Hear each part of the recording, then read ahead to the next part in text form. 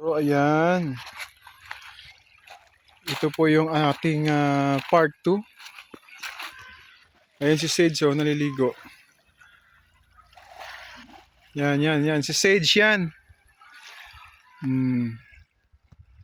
Yan si Sage. Yan si Sage yan.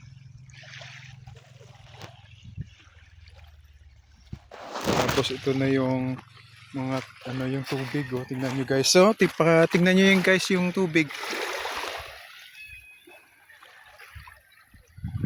Ayan, oh. Ang linaw. As in. Akala mo hindi dagat eh. Oh? Crystal clear.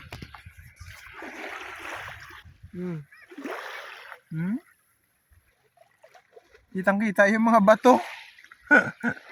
Yan nakakatuwa eh. Hindi siya talaga napulyot, hindi siya inabuso yung tubig. Yung mga tao dito hindi abusado. Yan mo, linaw. So pupuntahan ko sila ni doon, yan sila Grace, tsaka yung kapatid niya si Melrose. Andun sila sa dulong-dulo. Doon, oh. Ayun, yung parang nakikita nyo. Yan, makikita nyo yun. Naka 10 times tayo, hindi na masyado clear. Pero sila yan yung sa malayo na yun. Yan. Puntahan natin. Wait. O yan guys.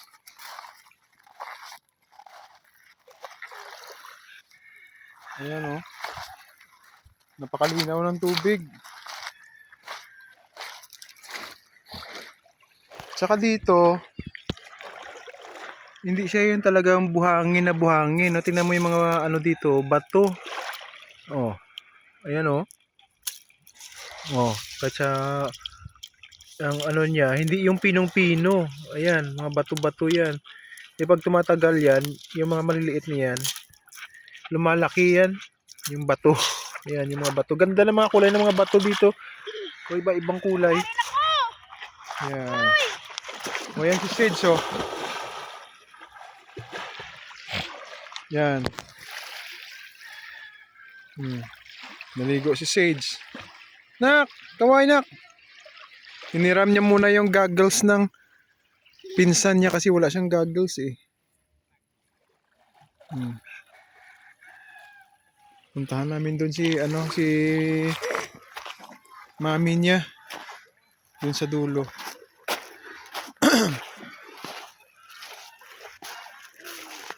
Alright. Ito po yun na nung kabataan nila ni Mrs. nila Grace. Dito sila, ayan, oh, makikita nyo guys. Yan, yung mga bato-bato na yan, yung mga parang mga rock formation. Yan, ganyan. Yan yung mga rock formation. Yan, yung lagi sila dito pumupunta. Noon, ng mga kabataan sila. Yan. Tapos, mabato-bato lang dito guys eh. Ayan, oh. Pakita ko sa inyo, ha.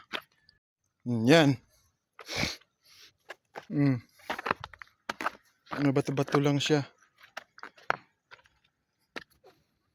Pero maganda yung dito, yung view. Ayun sila. Nagpi-picture taking.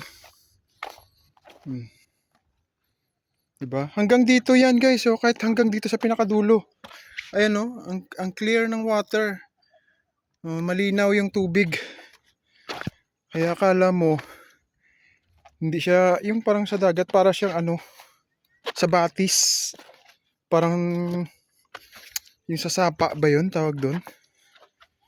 So ganun siya kaganda. May mga bato, oh. Diba?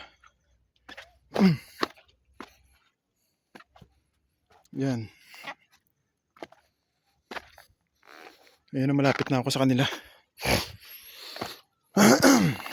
Yan. Yan. Oh. Ito na sila. Ito mga bato ito guys. Ito puro mga bato yan. Yan oh. Parang mga ano siya, rock formation. Oh, yan oh. Yan. Ayan oh. Yan. Yan si Toto. Yung kapatid ni Grace, Mrs. Okay.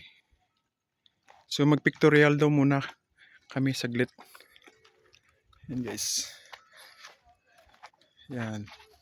360. Yan. Guys, ito yung isa sa pinakamaganda na part. Ayan oh. Yan. Pakita ko sa inyo. Yan. Yan. O, diba?